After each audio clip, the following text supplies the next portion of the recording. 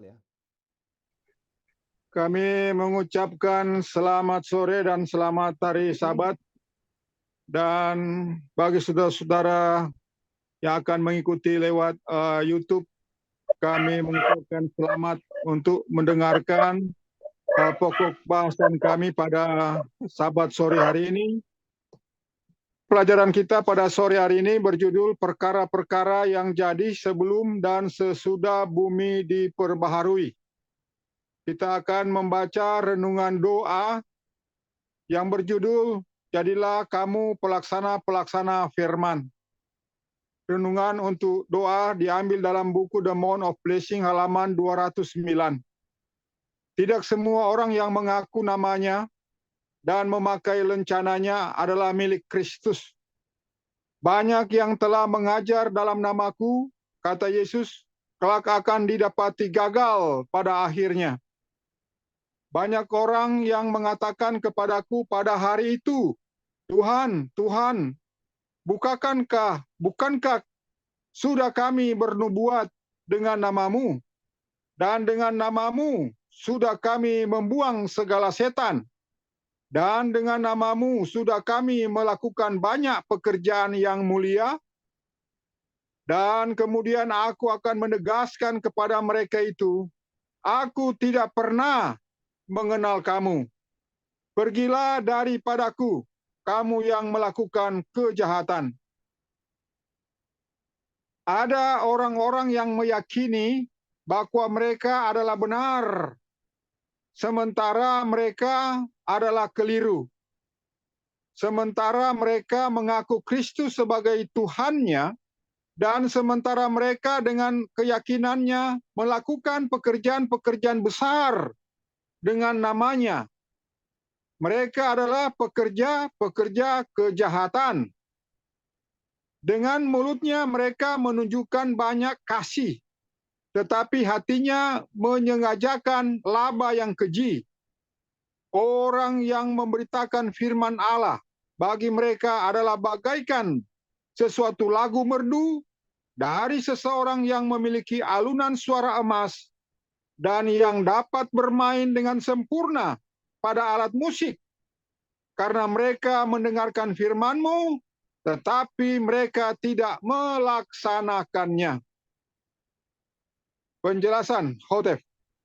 Orang-orang yang digambarkan di sini senang mendengarkan firman Allah, tetapi itu hanyalah sepintas lalu saja. Saya berharap tidak seorang pun yang ada di sini hanya mendengar, melainkan akan melakukan sesuatu dari hal itu. Hanya pelaksana-pelaksana firman yang dibenarkan. Marilah kita bertelut dengan sungguh-sungguh agar Allah dapat menolong kita, bukan untuk hanya menjadi orang-orang yang menjadi guru besar kebenaran, melainkan supaya menjadi pelaksana-pelaksana yang sesungguhnya daripada kebenaran itu.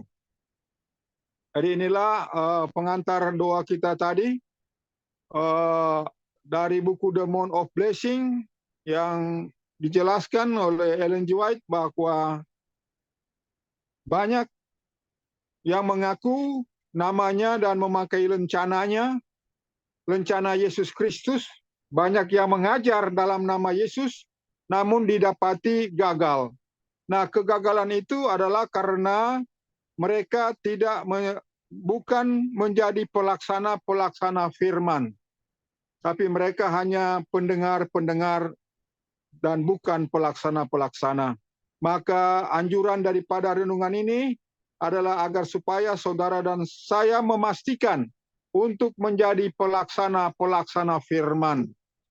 Nah, untuk itu mari kita melihat judul untuk pelaksana-pelaksana firman ini melalui perkara-perkara yang jadi sebelum dan sesudah bumi diperbaharui. Pekabaran ini sudah dihotbahkan oleh Victor T. Houteff, pendeta dari Persekutuan Davidian Masehi Advent hari ke-7 pada hari Sabat tanggal 7 Juni 1947, Chapel Mount Carmel, Waco, Texas. Mari kita mulai. Kita akan mempelajari pasal yang ke-65 dari buku Yesaya.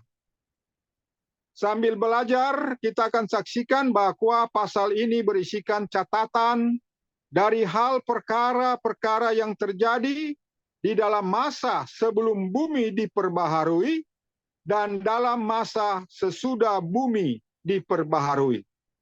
Kita akan memulai penyelidikan kita dengan ayat yang pertama.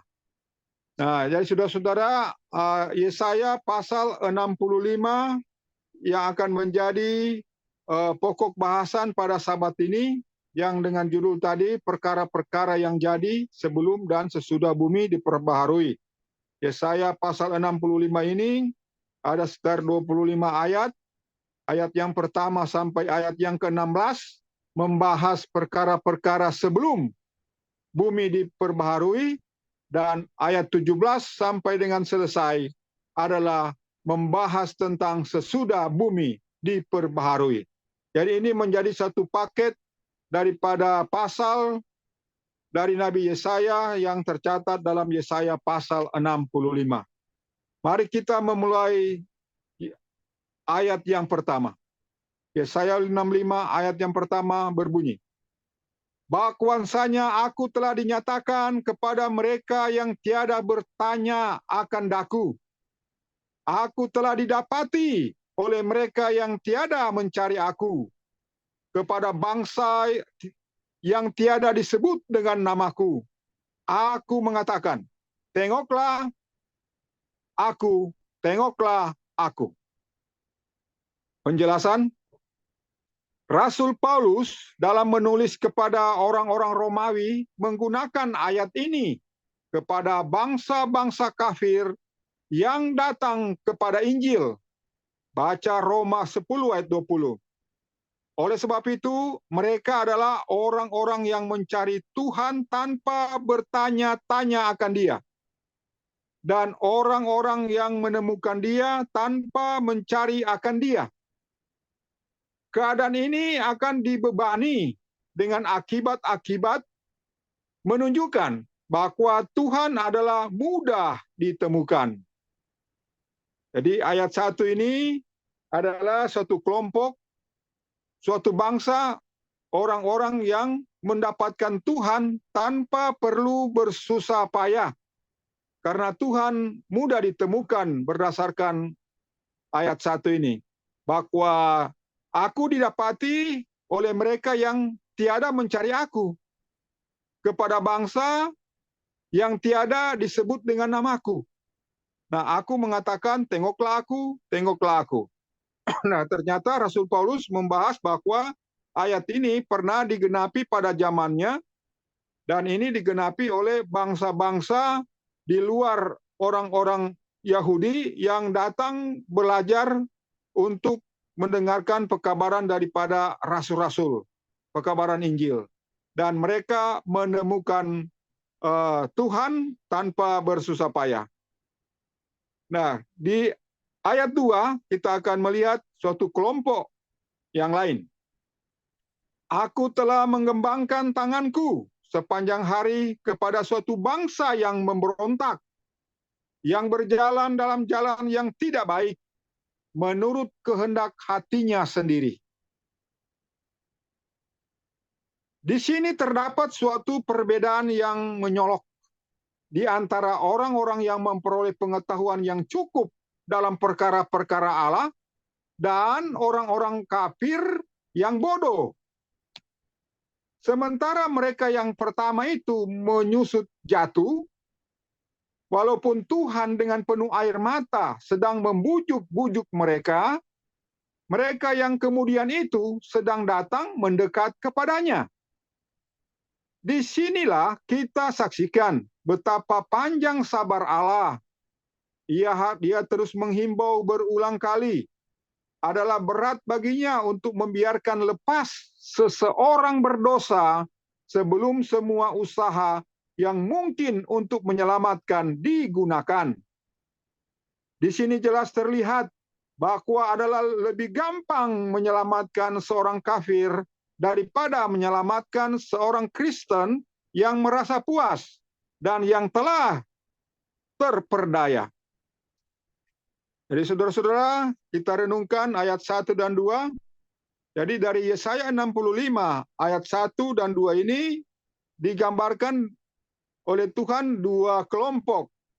Jadi kelompok yang pertama di ayat 1 adalah kelompok bangsa-bangsa kafir yang mudah menemukan Allah, yang mudah menemukan Tuhannya. Walaupun mereka tidak banyak usaha untuk mencari Tuhan. Sedangkan kelompok yang kedua adalah kelompok umat. Di sini dikatakan bahwa Allah telah mengembangkan tangannya sepanjang hari kepada suatu bangsa yang memberontak, yang berjalan dalam jalan yang tidak baik menurut kehendak hatinya sendiri. Jadi kelompok ini adalah kelompok suatu usaha yang sangat besar yang Allah lakukan sepanjang hari untuk bangsa ini, tetapi bangsa ini memberontak dan bahkan mereka berjalan menurut jalan hatinya sendiri. Jadi tidak berjalan berdasarkan jalan-jalan Tuhan. Petunjuk-petunjuk Tuhan tidak dilakukan. Inilah gambaran dua kelompok ini, dan kita akan dibawa kepada penjelasan-penjelasan lengkap tentang bagaimana keadaan kedua kelompok ini dapat terjadi di akhir zaman atau pada saat saudara dan saya sekarang ini. Mari kita lihat Yesaya 65 ayat 3. Suatu bangsa yang menggalakkan murkaku selalu di hadapan hadiratku, yang mempersembahkan korban di dalam taman-taman dan membakar dupa di atas mezbah-mezbah batu bata. Penjelasan. Mempersembahkan korban dalam taman-taman ialah memamerkan ibadah. Dan mezbah-mezbah batu bata yaitu produk-produk buatan manusia, bukan ciptaan Allah, seperti halnya batu. Adalah perbuatan-perbuatan manusia. Kain telah mempersembahkan suatu korban yang tidak berkenan. Tetapi umat yang dikemukakan di dalam Injil ini mempersembahkan diri, mempersembahkan di atas suatu mezbah yang tidak berkenan. Kedua-duanya adalah sama jeleknya. Dan apakah yang dapat merupakan mezbah-mezbah batu bata itu kalau bukan tempat-tempat ibadah yang Allah sendiri tidak perintahkan untuk dibangun? Jadi di Yesaya pasal 65 ayat 3 adalah suatu gambaran suatu bangsa yang menggalakkan, suatu bangsa yang ada di hadapan Tuhan, yang mempersembahkan korban-korban di taman-taman. Dan bangsa ini, umat ini membakar dupa di atas mezbah-mezbah batu bata. Jadi gambaran yang sudah dijelaskan bahwa batu bata ini adalah melambangkan produk buatan manusia. Jadi pada waktu zaman Kain dan Habel, maka mereka diperintahkan untuk membuat mezbah. Dan Habel membuat mezbah dari batu alam, batu kali. Sedangkan si Kain membuat mezbah dari batu bata. Dan sudah sangat terkenal bahwa semenjak awal sudah ada buatan batu bata, buatan tangan manusia. Dan agaknya kalau batu bata ini dibuat, dia mungkin agak lebih rapi dibandingkan dengan batu kali yang tidak ada karuan untuk membangun sebuah mezbah. Dan batu bata ini kelihatan lebih rapi. Namun demikian, Allah tidak memerintahkan seperti itu, sehingga Allah hanya berkenan kepada apa yang diperintahkan oleh Allah, yaitu mengambil batu bata alam, batu alam. Nah, ini suatu gambaran bahwa ada suatu bangsa yang berjalan menurut kepikirannya sendiri atau kehendak hatinya sendiri. Jadi bukan berdasarkan apa yang Tuhan instruksikan. Ini akan diperjelas melalui ayat 4. Mari kita baca ayat 4 pada Yesaya 65. Yang tinggal di antara kubur-kubur dan bermalam di dalam monumen-monumen, yang makan daging babi dan kuah dari barang-barang yang haram, adalah di dalam bejana-bejana mereka. Jadi ayat 65, ayat 4, Yesaya 65.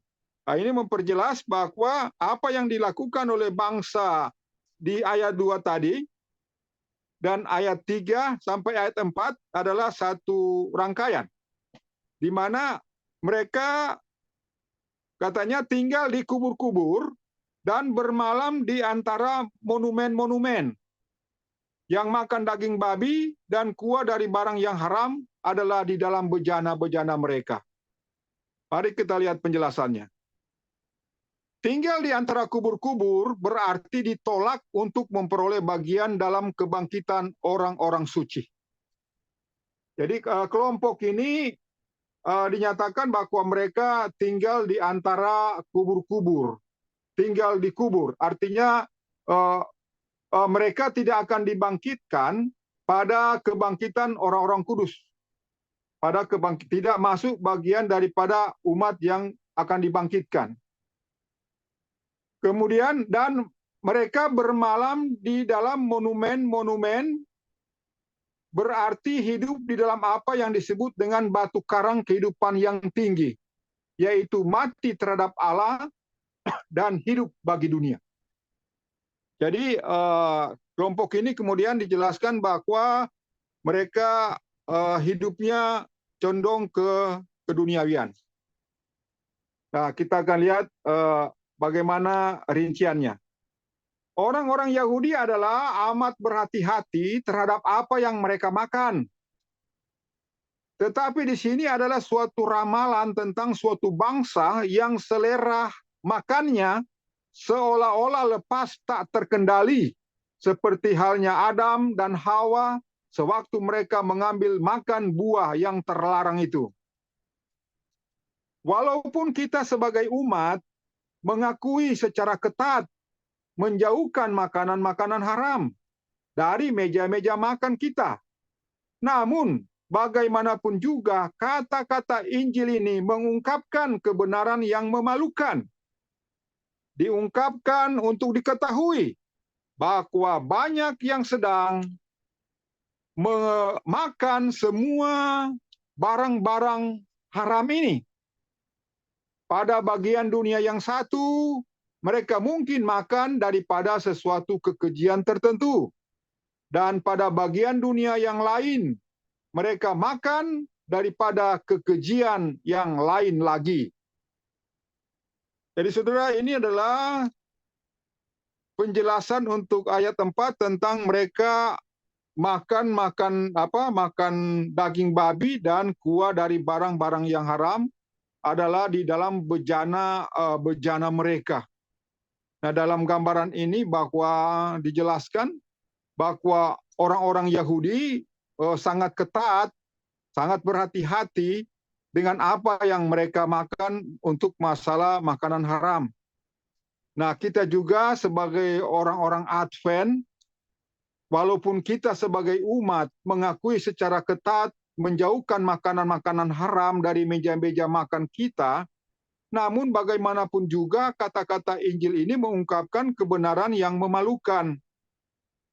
Diungkapkan bahwa banyak yang sedang memakan semua barang-barang yang haram ini. Pada bagian dunia yang satu, mereka mungkin makan daripada sesuatu kekejian yang tertentu, dan pada bagian dunia yang lain, mereka makan daripada kekejian yang lain lagi.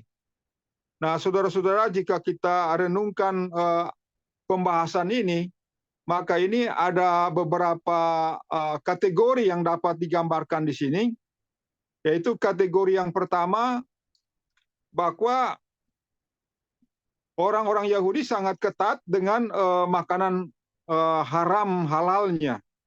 Tetapi bagi umat yang dituduhkan di sini, bagaimanapun juga katanya sudah menjauhkan makanan haram di meja makannya, namun ayat ini mengungkapkan bahwa banyak yang menggunakan makanan-makanan haram ini.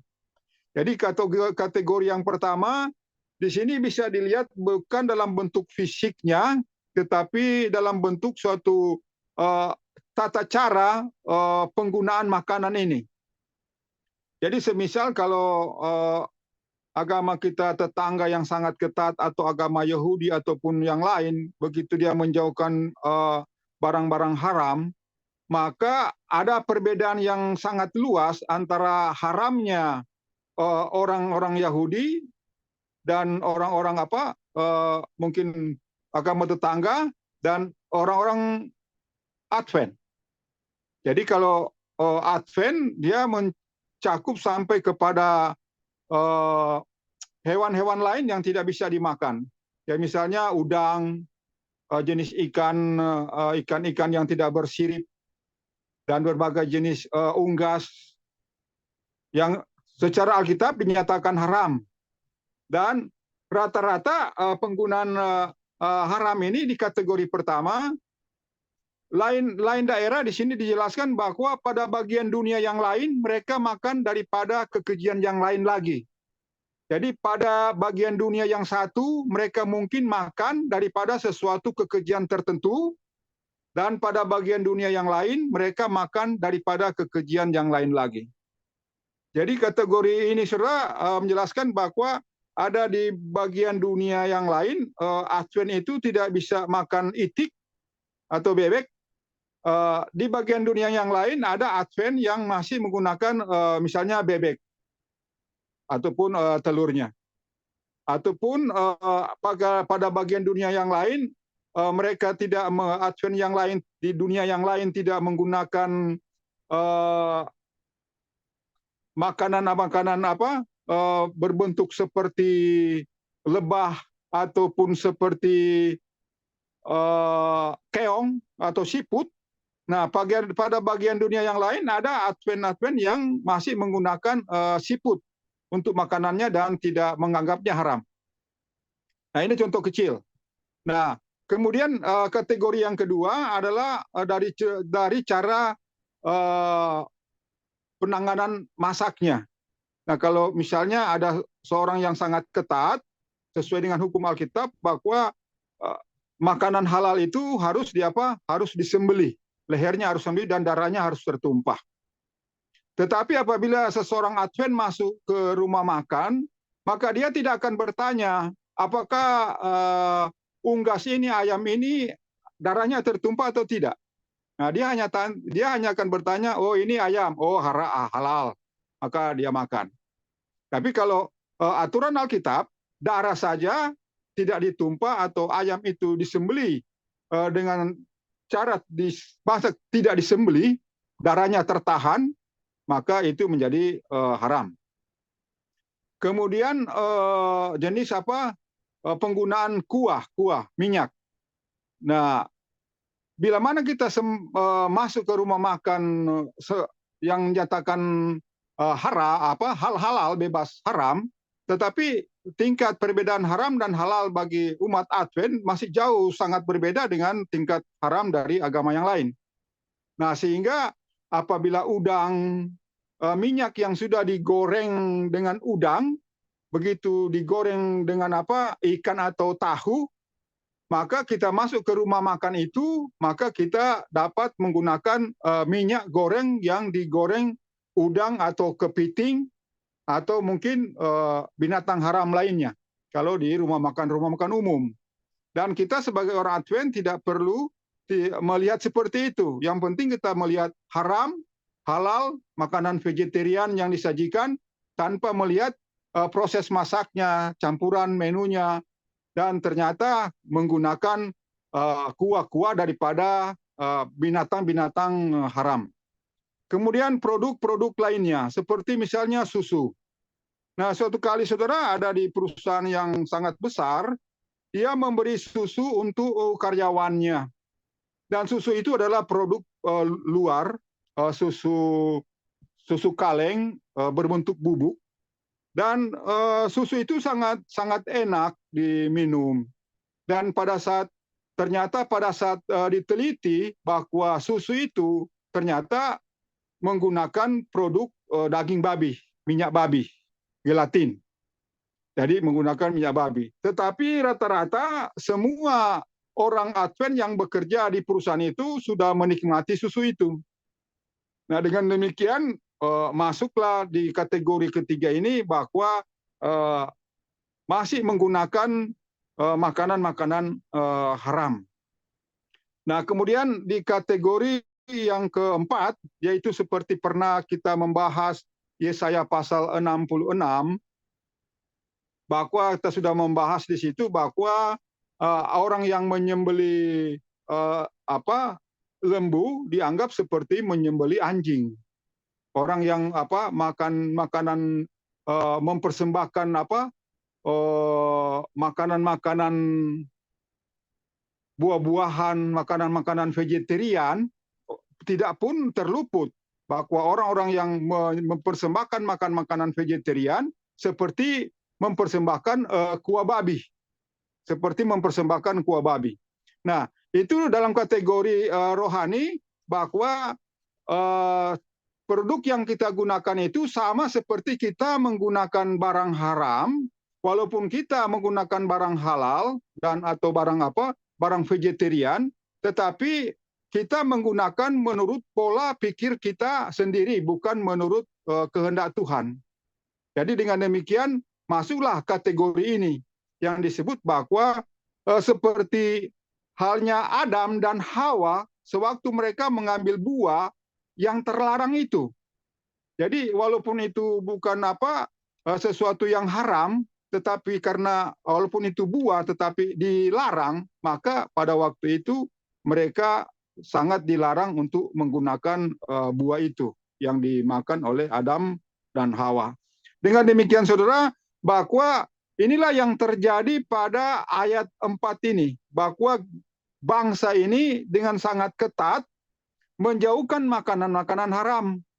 Tetapi ayat ini mengatakan bahwa mereka menggunakan barang-barang haram di dalam bejana-bejana mereka, di dalam menu-menu makanan mereka.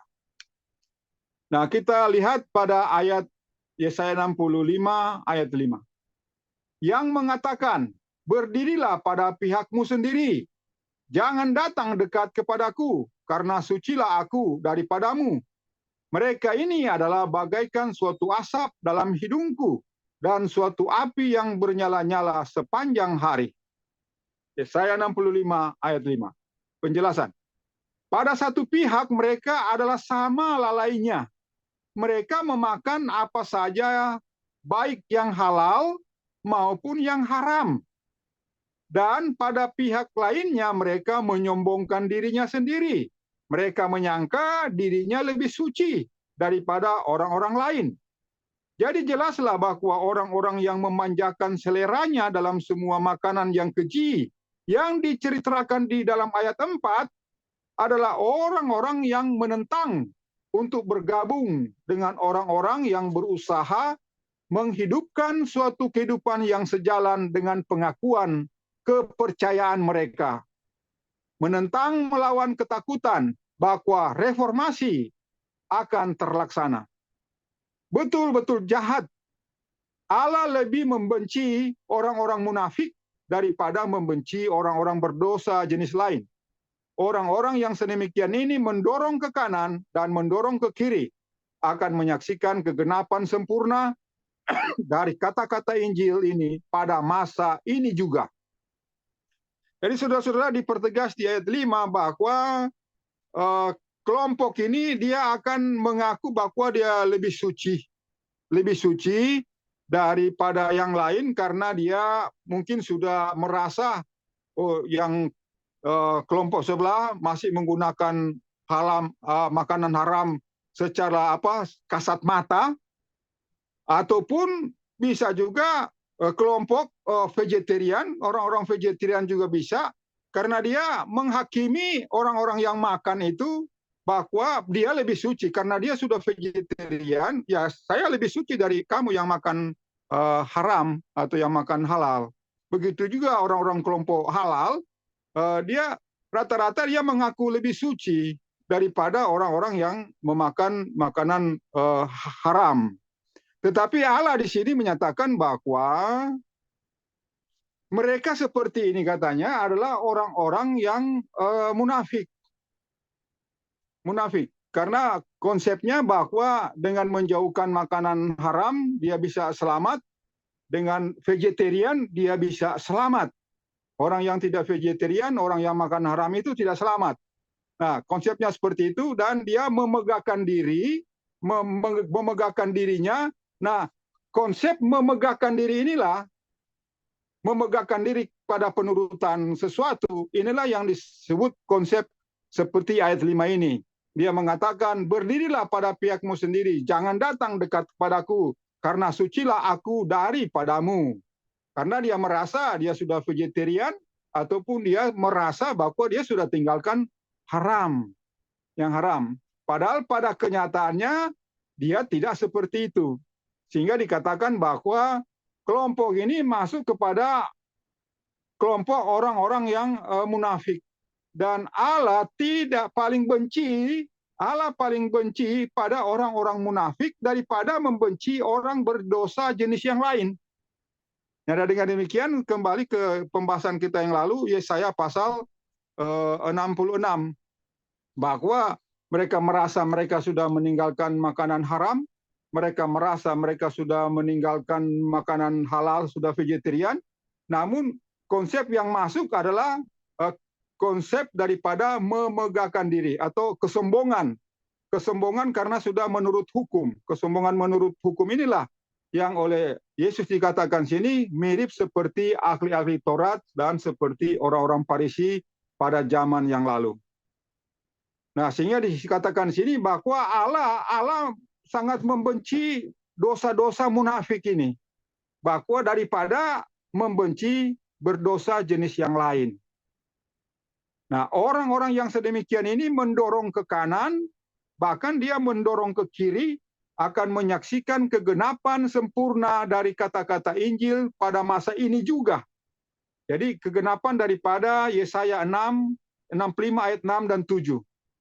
Bahwa orang-orang ini, mereka mendorong ke kanan, mereka mendorong ke kiri, dan mereka akan menyaksikan kegenapan sempurna daripada kata-kata Injil pada Yesaya 65 ayat 6 dan 7. Mari kita baca. Tengoklah, ada tersurat di hadapanku, aku tidak akan berdiam diri, melainkan aku akan membalasnya. Bahkan aku akan membalasnya kepada ribaan mereka itu. Baik semua kejahatanmu maupun segala kejahatan nenek moyangmu yang sudah membakar dupa di atas gunung-gunung, dan yang menghujat daku di atas segala bukit, demikianlah firman Tuhan. Sebab itu perbuatan mereka yang dahulu akan kutakar kelak di dalam ribaan mereka itu. Penjelasan. Ayat 6 tidak perlu dikomentari lagi, dan hanya sebuah kalimat pada ayat 7 akan mencukupi. Orang-orang Farisi yang lalu maupun orang-orang Farisi di waktu ini, demikianlah kita misalkan, akan memperoleh upah-upah yang sama. Jadi kategori yang dibahas dalam pembahasan kelompok ini adalah suatu kelompok yang mensejajarkan diri seperti orang-orang Farisi di zaman yang lalu, sehingga memiliki suatu dosa-dosa kemunafikan. Jadi seperti ada seseorang yang Yesus ceritakan, ada seseorang yang masuk berdoa, kemudian seseorang lagi masuk untuk berdoa, satu di depan, satu di belakang. Dan yang di depan dia berdoa bahwa dia, Tuhan, saya sudah suci, saya sudah bertobat, saya sudah melakukan ini, saya tidak seperti orang yang di belakang. Nah, dia menunjuk bahwa dia layak, yang di belakang tidak layak. Nah, demikian saudara, dimisalkan bahwa sifat-sifat keparisian yang masuk, bahwa menganggap orang lain, menganggap gereja ini akan dimusnahkan, dan dia menganggap bahwa kelompoknya inilah kelompok suci yang akan mungkin diobahkan atau dimenteraikan. Dengan demikian dia memisalkan seperti melakonkan seperti konsep orang Farisi. Jadi dengan demikian disebutkan bahwa kegenapan daripada ayat 6 dan ayat 6 sudah sangat jelas, di mana khotib menjelaskan, hanya dia perlu jelaskan bahwa di ayat 7 ini adalah orang-orang Farisi yang lalu maupun orang-orang Farisi di waktu ini. Demikian kita misalkan akan memperoleh upah-upah yang sama. Oke, kita lanjut pada Yesaya 65 ayat 8 dan 9. Demikianlah firman Tuhan, seperti halnya anggur baru ditemukan di dalam suatu tandan buah anggur, lalu kata orang, janganlah ia itu dibinasakan, karena ada lagi suatu berkat di dalamnya. Demikianlah akan kuperbuat demi karena sebab segala hambaku, bahwa aku tidak akan membinasakan mereka seluruhnya. Maka aku akan menerbitkan suatu benih dari Yakub, daripada Yehuda seseorang pewaris segala gunungku. Maka segala orang pilihanku akan mempusakainya, dan segala hambaku akan tinggal di sana. Penjelasan, benih dari Yakub, pewaris dari Yehuda itu tentunya adalah Kristus. Orang-orang pilihan, hamba-hambanya adalah orang-orang yang luput dari kebinasaan yang disebutkan di sini. Mereka akan kelak menjadi berkat bagi orang lain. Berbicara secara simbolis, maka gunung-gunung adalah kerajaan Yehuda dan kerajaan Israel yang berhimpun bersama-sama, seperti juga yang diramalkan dalam Yehezkiel 37 ayat 16 sampai 28. Tetapi jika diambil secara harafiah, maka gunung-gunung itu ialah gunung-gunung yang ada di tanah perjanjian. Kalimat yang berbunyi, umat pilihanku akan kelak mempusakainya. Merubah objek itu dari jamak gunung-gunung menjadi tunggalnya. Dan membuat simbol itu mengandung dua pengertian, yaitu kerajaan itu dan lokasi dari kerajaan itu. Ayat yang berikut ini akan memerinci pengertian ini. Yesaya 65 ayat 10. Maka Saron akan menjadi sebuah kandang ternak, dan lembah Akor akan menjadi tempat pembaringan lembu, yaitu bagi umatku yang mencari akan daku. Ayat 9 dan ayat 10 membawa kita dari periode sejarah Yahudi kepada sejarah Kristen. Kemudian terus sampai kepada kembalinya dan konsolidasinya kerajaan-kerajaan Yehuda dan Israel di dalam negeri leluhur kita, Saron dan Akor.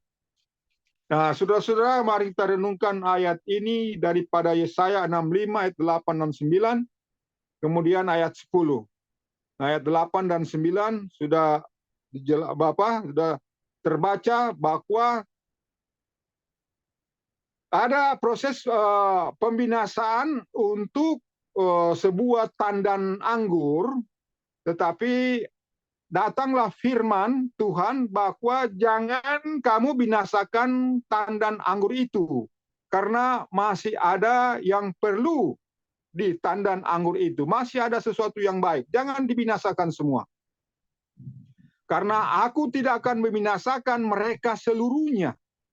Maka aku akan menerbitkan suatu benih dari Yakub dan daripada Yehuda seorang pewaris segala gunungku, maka segala orang pilihanku akan mempusakainya, dan segala hambaku akan tinggal di sana.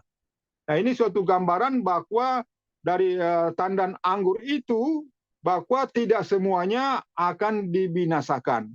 Jadi memperjelas bahwa saudara-saudara, bahwa memastikan diri bahwa saudara dan saya ada di dalam tandan anggur itu, bukan orang-orang yang di luar tandan anggur itu. Nah, walaupun tandan anggur itu akan ada suatu keputusan untuk pembinasaan, tetapi bukan semua tandan anggur itu akan dibinasakan.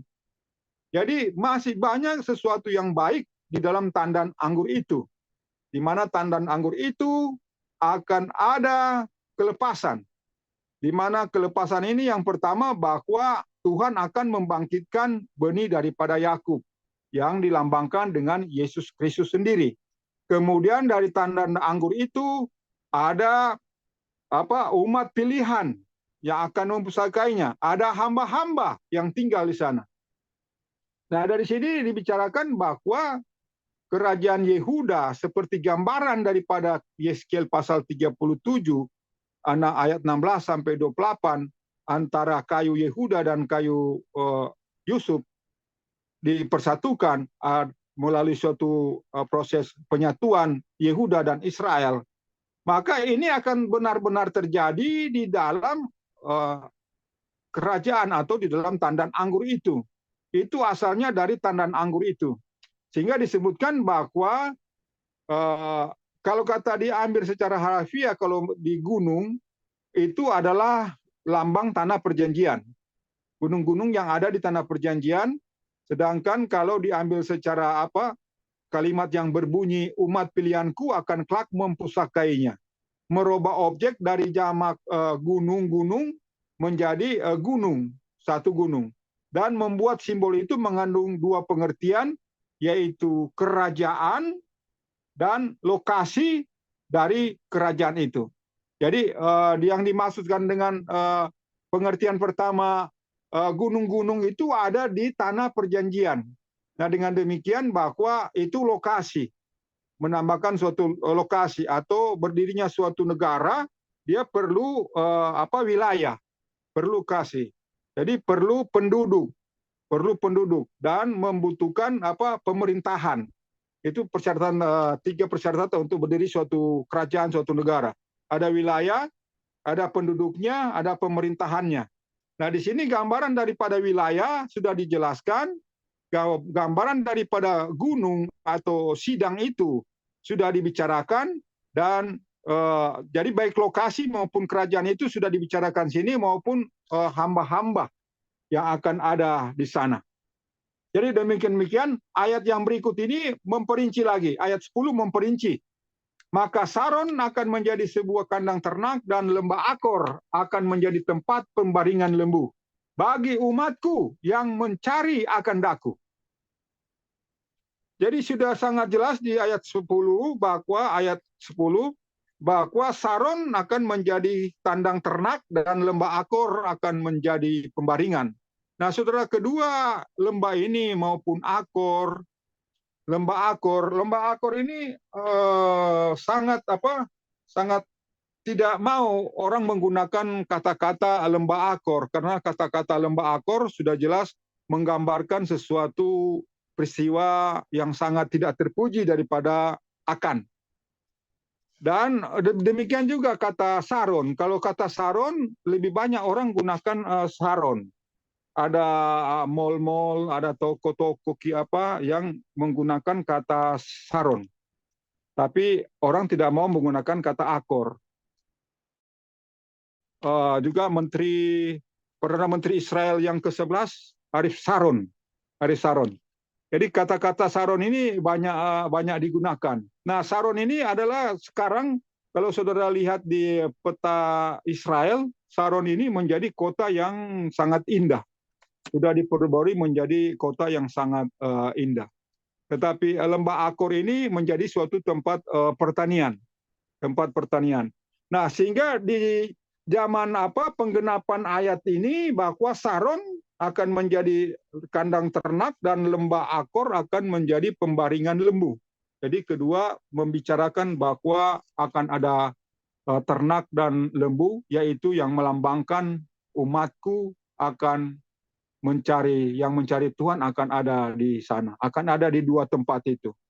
Di Saron dan lembah Akor pun akan ada penduduknya.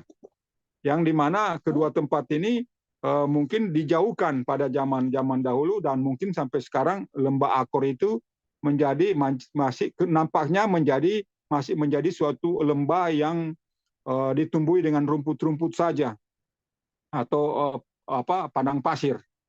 Jadi dengan demikian suatu tempat yang dianggap orang untuk tidak difungsikan dalam ayat Yesaya 65 ayat 10, maka tempat-tempat ini akan menjadi tempat-tempat yang baik untuk umat-umat Tuhan. Sehingga dengan demikian ayat 9 dan ayat 10 membawa kita dari periode sejarah Yahudi kepada sejarah Kristen. Kemudian terus sampai kepada kembalinya dan konsolidasinya kerajaan-kerajaan Yehuda dan Israel di negeri-negeri leluhur kita di Saron dan Akor. Oke, kita lihat Yesaya 65 ayat 11. Tetapi kamu adalah mereka yang menyangkal Tuhan dan melupakan bukit kesucianku, yang mempersiapkan meja bagi rombongan itu, yang mempersembahkan minuman kepada seluruh jumlah mereka. Orang-orang yang dibinasakan adalah orang-orang yang tidak menaruh perhatian khusus terhadap bukit kesuciannya, yaitu kerajaan yang disebut di dalam Injil ini. Mereka adalah orang-orang yang mempersiapkan suatu meja atau yang mengumpulkan bagian-bagian Alkitab yang dikumpulkan dari pilihan-pilihan mereka. Dan dengan semua itu, mereka memberi makan kepada rombongan atau rombongan yang orang-orang yang sepaham dengan mereka itu. Mempersembahkan minuman adalah sama dengan mengatakan bahwa rombongan ini sedang minum apa saja yang disajikan oleh guru-guru mereka. Nah, saudara-saudara, ayat 11 ini membicarakan suatu kelompok kedua tadi di Yesaya 65 ayatnya yang kedua. Jadi suatu 3 dan 4 datang kembali kepada Yesaya pasal 65 ayat 11 adalah suatu gambaran bahwa di sini templakan daripada Tuhan bahwa kamu adalah mereka yang menyangkal Tuhan. Jadi dalam ayat 11 ini, tetapi kamu adalah mereka yang menyangkal Tuhan dan melupakan bukit kesucianku, yang mempersiapkan meja bagi rombongan seluruhnya. Jadi orang-orang yang akan dibinasakan adalah orang-orang yang tidak menaruh perhatian khusus terhadap bukit kesuciannya, yaitu kerajaan yang disebutkan di dalam Injil.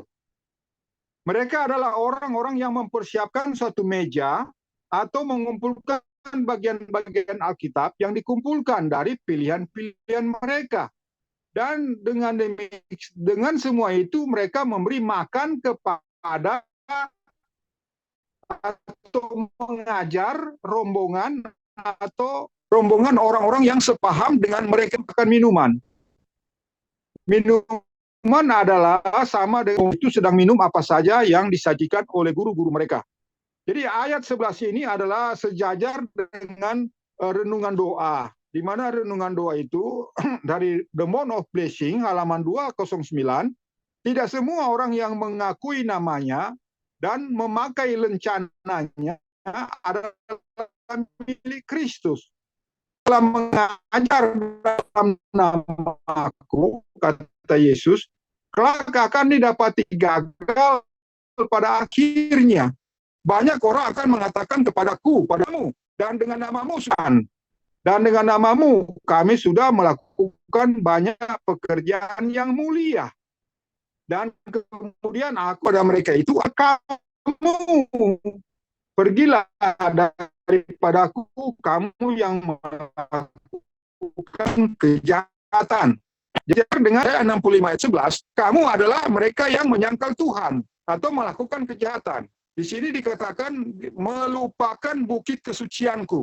Jadi melupakan bukit kesucian adalah mereka kelompok ini tidak membahas masalah tentang kerajaan itu, tentang pekabaran tentang kerajaan itu. Mereka melupakan bukit kesucian ini dilupakan. Kemudian mereka adalah orang yang mempersiapkan suatu meja. Jadi mereka mempersiapkan meja untuk makan.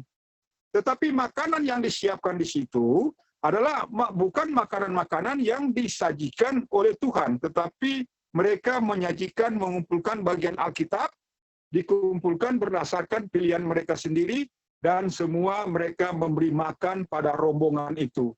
Rombongan orang yang sepaham dengan mereka itu, yaitu sepaham untuk tidak menerima kerajaan itu. Jadi bukan hanya pada teori, tapi pada prakteknya. Karena di dalam renungan doa, ada banyak orang meyakini bahwa mereka benar, sementara mereka adalah keliru. Sementara mereka mengakui Kristus sebagai Tuhannya, dan sementara mereka dengan keyakinan melakukan pekerjaan besar atas namanya, melakukan pekerjaan-pekerjaan besar. Mereka adalah pekerja-pekerja kejahatan. Jadi visi dan misi melakukan suatu pekerjaan besar di dalam nama Tuhan bukan berarti bahwa itu adalah sesuai dengan rencana Tuhan. Dengan demikian ayat 10 ini memperjelas, ayat 60 ayat 11, bahwa Tuhan akan menghukum. Tuhan akan menghukum mereka.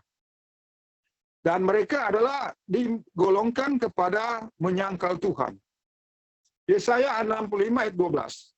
Sebab itu aku akan menentukan kamu bagi pedang, dan kamu sekalian akan menekuk lutut untuk dibantai.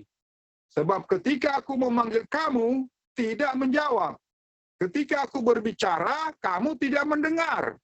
Tetapi kamu melakukan kejahatan di hadapan mataku, dan kamu memilih barang yang tidak berkenan kepadaku. Penjelasan. Terhadap panggilan Allah ini, mereka tidak menjawab. Mereka juga tidak mendengar akan pembicaraannya, karena mereka cenderung untuk berbuat jahat. Mereka menyukai jalan-jalannya sendiri dan membenci akan jalan Tuhan. Terhadap dosa ini, mereka mungkin tidak menyadari. Jadi saudara-saudara, ini suatu ketegasan di ayat 12 bahwa kelompok dari Yesaya 65 mulai dari ayat 2, ayat 2, 3, dan 4, kemudian diulang pada ayat 11, berbagai kejahatan yang dilakukan oleh suatu kelompok ini. Yaitu satu, mereka membanggakan diri sudah menjauhkan diri dari makanan-makanan haram, dan bahkan mungkin juga menjauhkan diri dari makanan halal, sudah vegetarian. Namun mereka dan menganggap bahwa diri mereka adalah yang lebih kudus, lebih suci daripada kelompok yang lainnya. Dengan demikian, jenis dosa ini, dosa kemunafikan, sangat dibenci oleh Tuhan. Dosa kesombongan sangat dibenci oleh Tuhan. Kemudian yang kedua, mereka melupakan bukit kesucianku. Mereka tidak mengajarkan tentang masalah kerajaan dan kebenarannya. Padahal Matius pasal ini mengatakan, carilah dahulu kerajaan Allah dan kebenarannya, maka yang lain akan dipertambahkan. Kemudian mereka melakukan pekerjaan-pekerjaan besar. Jadi di renungan doa, bahwa mereka melakukan pekerjaan-pekerjaan besar. Mereka mengatakan bahwa Tuhan, Tuhan, bukankah kami sudah bernubuat dengan namamu? Dengan namamu kami sudah membuang setan. Jadi mereka merasa sudah membuang setan. Dan dengan namamu kami sudah melakukan banyak pekerjaan yang mulia. Jadi bukan pekerjaan kecil ini, saudara. Mereka melakukan pekerjaan-pekerjaan yang mulia. Kemudian disebutkan bahwa mereka melakukan suatu pekerjaan-pekerjaan yang sangat besar. Dan keyakinan penuh melakukan pekerjaan-pekerjaan besar dengan nama Yesus. Mereka masuk ke dalam pekerja-pekerja kejahatan. Dengan mulut mereka menunjukkan banyak kasih, tetapi hatinya menyegajakan laba yang keji. Orang-orang yang memberitakan firman Allah bagi mereka adalah bagaikan sesuatu lagu merdu dari seseorang yang memiliki alunan suara emas, yang dapat bermain dengan sempurna alat musik. Jadi kalau dianalogikan ke musik, mereka menyanyi dengan suara yang merdu, alunan musiknya bagus, mantap, sangat baik. Tetapi ini mereka tidak sadar, ini mereka keliru di dalam hal ini. Karena mereka mendengar firman, tetapi mereka tidak melaksanakan. Nah, dalam gambaran ini bahwa di Yesaya pasal 65 ayat 12, bahwa sebab aku akan menentukan kamu bagi pedang, dan kamu sekalian akan menekuk lutut untuk dibantai. Sebab ketika aku memanggil, kamu tidak menjawab. Dan ketika aku berbicara, kamu tidak mendengar. Tetapi kamu melakukan kejahatan di hadapan mataku. Dan kamu memilih barang yang tidak berkenan kepadaku. Nah, ini yang dipilih oleh siapa? Oleh umat. Kelompok yang kedua ini. Terhadap panggilan Allah ini mereka tidak menjawab. Mereka juga tidak mendengar akan pembicaraannya. Karena mereka cenderung berbuat jahat. Mereka menyukai jalan-jalannya sendiri dan membenci jalan Tuhan. Terhadap dosa ini mereka mungkin tidak menyadari. Kita lihat Yesaya 65 ayat 13 sampai 15. Sebab itu demikianlah firman Tuhan Allah, bakwansanya, hamba-hambaku akan makan, tetapi kamu akan menderita kelaparan. Bakwansanya hamba-hambaku akan minum, tetapi kamu akan menderita kehausan. Bakwansanya hamba-hambaku akan bersukacita, tetapi kamu akan malu. Bakwansanya hamba-hambaku akan bernyanyi karena kegembiraan, tetapi kamu akan menangis karena bersedih hati. Dan kamu akan menangis karena patah semangat. Maka kamu akan meninggalkan namamu bagi umat pilihanku sebagai suatu kutuk. Sebab Tuhan Allah akan memalu kamu, dan Ia akan memanggil hamba-hambanya dengan suatu nama yang lain. Penjelasan. Para pelaku kejahatan ini mungkin sedikit pun tidak menaruh perhatian terhadap amaran yang serius ini. Tetapi pasti seperti halnya siang akan diikuti oleh malam, demikian pula pastinya kemiskinan, kehinaan, kesedihan, dan bencana itu akan segera datang pada mereka. Nama organisasi persekutuan akan mereka tinggalkan kepada hamba-hamba Allah. Artinya, kepada orang-orang yang luput dari pedang Tuhan, nama itu akibatnya akan kelak ditinggalkan. Tetapi nama itu ditinggalkan hanya sebagai suatu kutuk. Maka hamba-hambanya akan dipanggil dengan suatu nama yang lain yang akan diucapkan oleh mulut Tuhan sendiri. Nah, saudara-saudara, ini sangat dijelaskan dalam buku keimamatan masalah penggantian nama, di buku simbolik juga, bahwa baik nama organisasi maupun nama pribadi bahkan akan memperoleh penggantian. Nah, melalui Yesaya 65 ayat 13 sampai 15 ini suatu peristiwa yang sangat besar yang terjadi. Jadi di sini saudara dengan judul peristiwa-peristiwa perkara-perkara yang akan jadi sebelum dunia diperbaharui.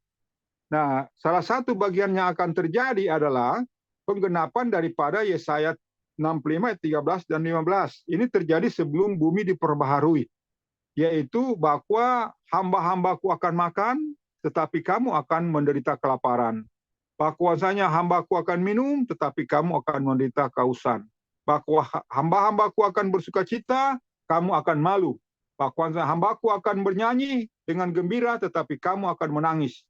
Nah, semua saudara ayat-ayat ini, peristiwa ini akan terjadi pada saat terjadinya suatu isolasi daripada keputusan yang seperti selalu dijelaskan akan ada suatu keputusan besar, keputusan undang-undang Sandelo, undang-undang hari Minggu, dan semua anggota gereja yang bernama Gereja Advent semua akan kena dengan undang-undang ini, walaupun mereka tidak yakin percaya itu akan keluar, tapi semuanya akan terkena dengan imbas daripada hukum undang-undang ini. Sehingga pada masa itu terjadilah suatu isolasi. Jadi sebagaimana saudara dan saya pernah menyaksikan isolasi COVID, maka sangat berat saudara mengikuti isolasi COVID itu. Dengan demikian isolasi yang akan terjadi pada umat-umat ini, maka terjadi isolasi besar-besaran untuk gereja Masih Advent dari ke-7, maka di saat itu ada pembatasan makanan, pembatasan minuman, pembatasan dalam segala aspek akan dibatasi. Sehingga mengakibatkan bahwa ada jaminan, di sini juga dijelaskan dalam buku Don't Oideir, sangat jelas di buku The Fall dan buku kesaksian, buku The North of King of the North, di situ sudah sangat dijelaskan bahwa akan terjadi peristiwa kelaparan di dalam lingkungan gereja Masehi Advent hari ke-7. Dan itu bisa terjadi karena adanya suatu isolasi daripada pemerintah terhadap gereja Advent. Dengan demikian maka akan terjadi pembatasan makanan, pembatasan ekonomi. Nah, sini genaplah ayat ini, bahwa pada saat itu hamba-hamba Tuhan akan mendapatkan makanan, tetapi yang bukan hamba-hamba Tuhan akan menderita kelaparan. Hamba-hamba Tuhan akan minum, tetapi yang bukan hamba Tuhan, mereka akan menderita kehausan di masa itu. Bahwa hamba-hamba Tuhan akan bersuka cita, tetapi mereka akan apa? Mereka akan malu. Dan mereka akan bernyanyi gembira, tetapi mereka akan menangis dan bersedih hati. Nah, kamu akan menangis karena patah semangat. Saat itu akan menerima patah semangatnya, karena penuaian sudah berlalu, dan pemeteraian sudah berlalu, kita juga belum selamat. Ini akan nasibnya akan diterima langsung. Kamu akan meninggalkan namamu bagi umat pilihanku sebagai suatu kutuk. Nah, setelah kelima anak darah yang bijaksana, 5 anak darah yang bodoh ini dipisahkan, maka nama organisasi tentunya akan dimiliki oleh 5 orang bijaksana. Tetapi nama itu malah bukan menjadi suatu berkat, tapi nama itu menjadi suatu kutuk. Karena kita semua dipanggil dengan nama Masehi Advent hari ke-7. Itu harus kita menerimanya. Karena dikatakan bahwa kita akan menerima nama itu. Mereka tinggalkan nama itu bagi 5 anak darah yang bijaksana. Karena 5 anak darah yang bodoh ini sudah dibinasakan melalui Yeskiel pasal 9 atau melalui penggenapan Yesaya pasal 65 ayat 12. Sebab itu aku akan menentukan kamu bagi pedang, dan kamu sekalian akan menekuk lutut untuk dibantai. Jadi itu berlaku bagi kelompok yang tidak menyiapkan, kelompok yang sombong atau kelompok yang tidak membicarakan masalah kerajaan menurut Yesaya 65 ya. Jadi kita membatasi pada bahasan Yesaya pasal 65 ini. Jadi dengan demikian bahwa nama itu akan ditinggalkan kepada 5 anak darah yang bijaksana, tetapi nama itu malah menjadi suatu kutuk. Nah, sehingga karena menjadi suatu kutuk, maka nama itu Tuhan akan ganti nama itu. Akan digantikan nama itu. Dan bahkan nama dari pribadi-pribadi kita. Jadi nama organisasi persekutuan akan mereka tinggalkan kepada hamba-hamba Allah, artinya kepada orang yang luput dari pedang Tuhan, nama itu akibatnya akan ditinggalkan. Karena kita tetap akan dipanggil orang-orang Masehi Advent hari ke-7. Tidak ada nama yang kita akan sandang dengan nama yang lain. Tetapi nama itu ditinggalkan hanya sebagai suatu kutuk bagi hamba-hambanya, dan akan dipanggil dengan suatu nama yang lain yang akan diucapkan oleh mulut Tuhan sendiri. Yesaya 65 ayat 16. Sehingga orang akan memberkati dirinya sendiri di bumi dan akan memberkati dirinya sendiri dalam kebenaran Allah. Dan orang yang bersumpah di bumi akan bersumpah oleh kebenaran Allah. Oleh sebab itu, kesusahan yang terdahulu sudah terlupa, dan sebab semua itu sudah tersembunyi dari mataku. Penjelasan adalah terkandung dalam ayat ini bahwa Tuhan sedang menempuh tindakan yang aneh ini. Sebab hamba-hambanya yang tidak setia tidak memberkati diri mereka sendiri di dalam kebenaran Allah. Akibatnya mereka patut memberkati diri mereka sendiri di dalam ilah kepalsuannya.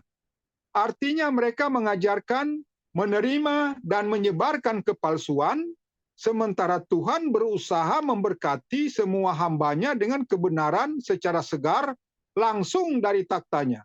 Bagi mereka yang memeluk kebenaran bagi zaman ini, ia tidak akan pernah lagi membangkitkan masa lalu mereka. Jadi ayat 16 ini suatu gambaran bahwa kelompok yang melakukan kejahatan, bahwa mereka ini akan memberkati diri mereka sendiri. Sedangkan kelompok yang di dalam kebenaran akan memberkati diri mereka di dalam nama Allah. Kebenaran Allah, dan bahkan bersumpah bumi dan bersumpah demi kebenaran Allah. Dengan demikian segala kesusahan yang terdahulu sudah terlupa, dan sebab semua itu sudah tersembunyi dari mataku. Jadi semenjak saat itulah, sejak kita memperoleh di nama itu menjadi suatu kutuk, dan Allah memberikan suatu nama yang baru, dan semenjak saat itu maka semua perbuatan dosa-dosa saudara dan saya akan diampuni. Masa-masa lalu saudara dan saya akan dilupakan oleh Tuhan. Jadi berdasarkan Yesaya 65 ayat 16, semua masa lalu saudara dan saya akan dilupakan. Apapun yang saudara perbuat, dosa-dosa, saudara dan saya sudah bermohon kepada Tuhan untuk mengampuni, diampuni segala dosa-dosa kita, dan doa-doa kita itu langsung dijawab pada saat itu. Semua dosa-dosa kita diampuni. Sedangkan para pelaku kejahatan, dosa-dosa mereka tidak diampuni. Maka mereka dosa-dosa itu menjadi kekal. Dengan demikian, bahwa kebenaran bagi zaman ini tidak akan pernah lagi membangkitkan masa lalu mereka. Jadi karena saudara dan saya sudah berada pada kebenaran masa ini, pada pokok bahasan Yesaya 65 ini menjanjikan bahwa masa lalu sudah terlupakan. Ayat 17. Karena bahwasanya aku menciptakan segala langit yang baru dan sebuah bumi yang baru. Maka yang dahulu itu tidak akan diingat lagi dan tidak akan timbul lagi di dalam hati. Nah, saudara-saudara, kita lihat bahwa segala Allah melakukan perkara dari awal, dari ayat 1, bahwa Tuhan itu akan ditemukan oleh orang-orang yang, bahwa aku akan dinyatakan kepada mereka yang tiada bertanyakan daku. Aku telah didapati oleh mereka yang tiada mencari aku. Kepada bangsa yang tiada disebut dengan namaku, aku mengatakan tengoklah aku, tengoklah aku. Nah, semua penggenapan ini akhirnya setelah mereka yang tidak mencari Tuhan tetapi mendapatkan Tuhan, mereka yang tidak memanggil Tuhan tetapi mendapatkan Tuhan. Nah, mereka ini disebut di sini bahwa mereka pada akhirnya akan mendapatkan dunia yang baru dan bumi yang baru yang diciptakan. Jadi bukan hanya kepada Bukit Sion, kepada kerajaan dijanjikan, bahwa jaminan daripada Allah di ayat 17, bahwa semua mereka, karena mereka lah, maka Tuhan melakukan ayat 17. Bahwa Tuhan akan menciptakan bumi yang baru, yang terdahulu tidak akan ada lagi dan tidak akan timbul lagi di dalam hati.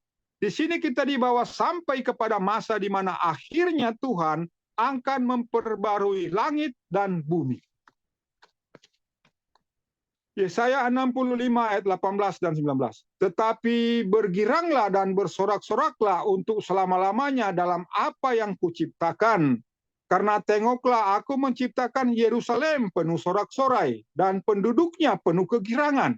Maka aku akan bersuka cita karena Yerusalem dan bergirang karena umatku. Maka suara tangisan tidak akan lagi terdengar di dalamnya, ataupun sesuatu suara teriakan. Kita dianjurkan supaya bergembira, karena Yerusalem sama seperti akan halnya umatnya telah diciptakan bagi suatu kegembiraan. Jadi saudara-saudara, bahwa bayangan saudara untuk masuk di dalam suatu kerajaan, di dalam penggenapan dari Yesaya pasal 65, mulai dari ayat 1 sampai ini, jika saudara dan saya memilih pada kebenaran Allah, maka suatu jaminan besar diberikan untuk masuk sampai kepada tembus sampai pada langit yang baru dan bumi yang baru. Sehingga bahwa semua kegirangan, semua sorak-sorai selama-lamanya Tuhan akan ciptakan untuk umatnya. Yerusalem penuh dengan sorak-sorai dan penduduknya penuh dengan kegirangan, dan mereka akan bersuka cerita. Jadi apa yang terjadi di bumi baru ini sudah dialami oleh umat sebelum bumi yang baru. Jadi pada saat memasuki kerajaan, gambaran dunia yang baru ini sudah dirasakan oleh umat, oleh hamba-hamba Tuhan sebelum dunia yang baru itu ada. Jadi kalau sebelum bumi yang baru itu hanya merupakan suatu kota Israel atau wilayah tanah Palestina. Nah, tetapi sesudah bumi yang baru diciptakan, maka itu akan meliputi seluruh dunia. Jadi itu perbedaannya hanya itu. Pada skala kecil dan pada skala yang sangat besar, yang sangat luas. Kita dianjurkan supaya bergembira karena Yerusalem. Sama seperti halnya umatnya telah diciptakan bagi kegembiraan. Jadi kegembiraan itu harus saudara dan saya rasakan sekarang. Saat saudara dan saya mendapatkan suatu kebenaran ini, di situ menunjukkan saudara dan saya sudah bergembira, seakan-akan saudara dan saya sudah memasuki Yerusalem di kerajaan dan seakan-akan sudah memasuki Yerusalem baru. Jadi sudah merupakan kegembiraan, sudah bergembira sekarang. Yesaya 65 ayat 20. Di sana tidak akan ada lagi bayi yang hidup beberapa hari ataupun orang tua yang tidak mencapai segala hari umurnya, karena anak kecil akan mati umurnya 100 tahun. Tetapi orang berdosa yang umurnya 100 tahun itu akan kena kutuk. Dari hal orang jahat di dalam bumi yang baru, yang bangkit dalam kebangkitan kedua, yaitu kebangkitan orang jahat, Wahyu 20 ayat 5, tidak akan ada lagi kelahiran ataupun kematian di antara mereka untuk selama 100 tahun lamanya. Jadi satu-satunya rombongan anak-anak yang ada di antara mereka itu ialah anak-anak yang dibangkitkan dari kematian. Jadi saudara lihat bahwa di dalam bumi yang baru nanti, saudara dan saya sudah banyak penjelasannya bahwa akan ada masa 100 tahun. Setelah 1000 tahun, maka Yesus akan datang ketiga kali ke bumi bersama umat Tuhan di Yerusalem, dan itu lagi menjadi suatu kota seperti kota kerajaan, menjadi suatu kota yang mulia, dan selama 100 tahun maka orang-orang jahat akan mendapatkan kebangkitan yang kedua kali, dan kepada kebangkitan yang kedua itu orang jahat itu akan diberi kesempatan 100 tahun lagi, setan dilepaskan sedikit masa lamanya, yaitu 100 tahun. Dengan demikian selama 100 tahun itu, di situ katanya ada anak-anak kecil. Maka anak-anak kecil yang ada di masa 100 tahun itu, di sini dijelaskan, karena tidak ada lagi kelahiran maupun kematian di antara mereka selama 100 tahun itu, maka anak-anak kecil yang ada di situ saat itu ialah anak-anak yang dibangkitkan dari kematian. Nah, anak-anak yang dibangkitkan dari kematian pada kebangkitan daripada kebangkitan yang kedua. Jadi pada kebangkitan yang kedua, mereka masih condong menjadi anak-anak kecil. Jadi tidak ada perkembangan. Akibatnya baik mereka yang berumur tua maupun mereka yang muda akan hidup 100 tahun lamanya. Semenjak dari kebangkitan orang jahat sampai pada kematian yang kedua. Demikianlah anak kecil dan orang berdosa yang mencapai 100 tahun umurnya di dalam bumi yang baru, keduanya akan mati pada akhir dari masa 100 tahun itu. Kemudian daripada itu, orang benar akan mendiami seluruh bumi. Jadi ini gambaran daripada ke depan seperti gambaran yang ada sekarang. Jadi gambaran di dunia baru itu masih ada dua kelompok, kelompok orang kudus di Yerusalem, dan kelompok orang non-kudus, orang yang tidak kudus di luar Yerusalem. Nah, demikian juga di dalam kerajaan yang Tuhan akan perdirikan, ada kelompok yang kudus dan ada kelompok yang tidak kudus di Babylon. Kelompok yang kudus ada di kebun anggur di Yerusalem, dan kelompok yang tidak kudus ada di luar Yerusalem atau di Babylon. Demikian juga di seberang sana, sudah 1000 tahun. Maka ada kelompok orang kudus dan ada kelompok yang dilambangkan dengan binatang merah kermisi pada tahapnya yang ke-8. Jadi ada di gambar itu, saudara, disimbolkan binatang merah kermisi akan bangkit lagi pada saat itu yang disabangkan dengan Babylon. Dengan demikian mereka akan mencapai 100 tahun dan datanglah api neraka membinasakan mereka sesuai dengan buku Wahyu, dan akhirnya setelah selesai periode hitung-hitungan tanggal daripada Nabi Nuh, gambaran Nabi Nuh masuk ke dalam bahtera, ada api, ada pendinginan, baru pada akhirnya mereka akan keluar dari bahtera. Demikianlah umat Tuhan akan keluar dari Yerusalem dan memenuhi seluruh bumi. Jadi ini gambaran ini sama. Peristiwa-peristiwa sebelum bumi diperbaharui dan perkara-perkara sesudah bumi diperbaharui. Yesaya 65 ayat 21 dan 22. Maka mereka akan membangun rumah-rumah lalu mendiaminya, dan mereka akan menanam kebun-kebun anggur lalu memakan buah-buahnya. Mereka tidak akan membangun lalu orang lain mendiaminya. Mereka tidak akan menanam lalu orang lain memakannya. Karena seperti lamanya umur pohon, demikianlah segala hari umur umatku. Maka semua umat pilihanku akan lama menikmati hasil-hasil pekerjaan tangan mereka. Kembali kita saksikan bahwa yang akan datang itu akan kelak sama kenyataannya dan sama alamiahnya seperti halnya Taman Eden pada masa ia diciptakan. Dengan demikian pekabaran Elia akan betul-betul mengembalikan segala perkara, yaitu semua yang telah lenyap dari dosa. Jadi ini gambaran bahwa apa yang akan dikembalikan yaitu Taman Eden yang di seberang dunia baru, dan Taman Eden yang ada di masa Adam dan Hawa, dan Taman Eden yang ada di dalam kerajaan, itu adalah peristiwa-peristiwa yang dikabarkan oleh pekabaran Elia. Bahwa pekabaran Elia betul-betul mengembalikan segala perkara, yaitu semua perkara yang telah lenyap karena dosa. Yesaya 65 ayat 23. Mereka tidak akan bersusah payah dengan sia-sia. Mereka tidak akan melahirkan lagi anak celaka. Karena mereka adalah benih kebenaran Tuhan dan semua keturunan mereka sertanya. Banyak dari semua usaha kita di bumi ini dilakukan dengan sia-sia. Dan banyak dari anak-anak kita, laki-laki dan anak perempuan, telah dilahirkan juga sia-sia. Tetapi di dalam bumi baru, tak seorang pun akan berusaha untuk sia-sia. Dan tak satu pun anak-anak yang dilahirkan bagi kesusahan. Nah, saudara-saudara, di ayat apa ini? Ayat 65 ayat 23 ini membicarakan gambaran tentang bersusah payah, tidak lagi bersusah payah dengan sia-sia dan tidak lagi melahirkan bagi celaka. Karena mereka adalah benih keberkatan Tuhan dan semua keturunan mereka sertanya.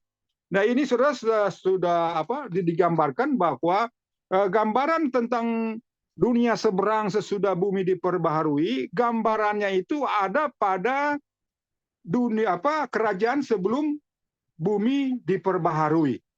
Sama dengan gambaran dari ayat 23 ini. Jadi ayat 23 ini digenapi pada gambaran sebelum bumi diperbaharui. Gambarannya ini sudah terjadi. Bahwa tidak akan ada sia-sia di dalam kerajaan. Mereka juga tidak melahirkan anak-anak bagi celaka, dan mereka adalah keberkatan bagi Tuhan dan semua keturunan mereka sertanya. Karena masalah kelahiran anak-anak ini hanya akan ada didapat pada waktu kerajaan sebelum bumi diperbaharui. Karena ke depannya tidak ada lagi peristiwa anak-anak dilahirkan. Tetapi anak-anak di dalam gambaran ayat 23 ini akan terjadi, benar-benar akan terjadi pada peristiwa sebelum bumi diperbaharui.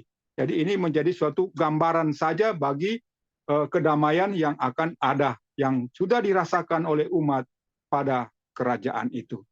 Nah, banyak dari semua usaha kita sekarang katanya sia-sia, banyak orang-orang melahirkan anaknya jadi sia-sia sekarang ini, tetapi untuk di kerajaan nanti maka anak-anak akan dilahirkan dengan penuh keberkatan dan penuh kemuliaan Tuhan. Tidak akan ada kesusahan lagi.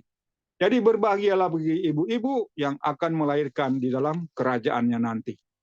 Yesaya pasal 65 ayat 24. Maka akan jadi kelak bahwa sebelum mereka itu berseru, aku akan menjawab. Dan sementara mereka itu masih berbicara, aku akan mendengarkan.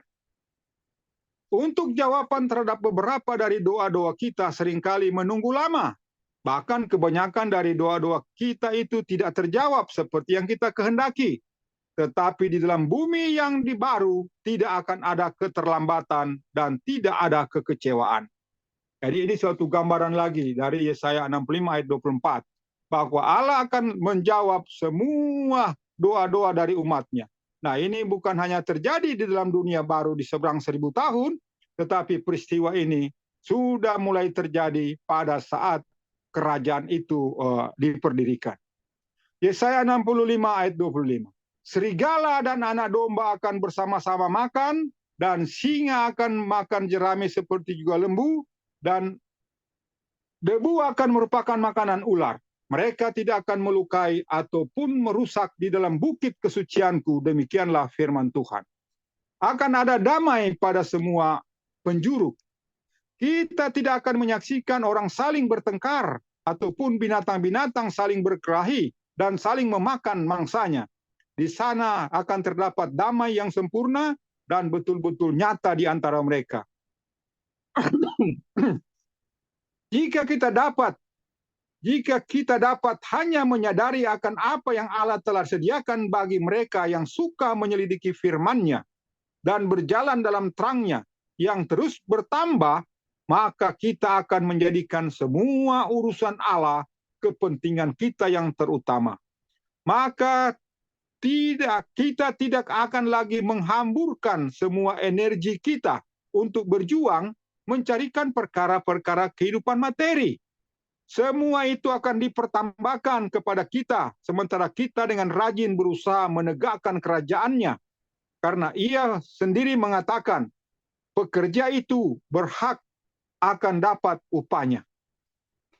Nah, saudara-saudara, ini suatu jaminan daripada Tuhan bahwa semua perkara yang digambarkan di dalam Yesaya pasal 65, yaitu perkara yang akan terjadi sebelum dan sesudah bumi diperbaharui, perkara-perkara yang akan jadi pada saat kerajaan berdiri itu adalah sama dan akan sangat dipermuliakan pada saat kerajaan itu berdiri. Karena begitu kerajaan itu berdiri, maka gambaran itu, karena merekalah Tuhan akan menciptakan bumi yang baru dan menciptakan langit yang baru. Karena penduduk itulah, maka Tuhan akan menciptakan yang baru. Sehingga dikatakan di sini bahwa segala kekuatan kita tidak akan menghamburkan energi kita untuk berjuang mencari perkara kehidupan materi. Kita akan fokus kepada apa yang Tuhan katakan, semua perkara-perkara materi akan bertambahkan, dan kita dengan rajin berusaha menegakkan kerajaan-Nya, karena Tuhan sendiri mengatakan pekerja itu berhak mendapatkan upahnya. Demikianlah pembahasan kita pada Sabat sore hari ini yang berjudul perkara-perkara yang terjadi sebelum dan sesudah bumi diperbaharui. Demikianlah pembahasan ini, kiranya bermanfaat bagi saudara dan saya, dan kita mendapatkan berkat-berkat dari Tuhan kita Yesus Kristus. Amin.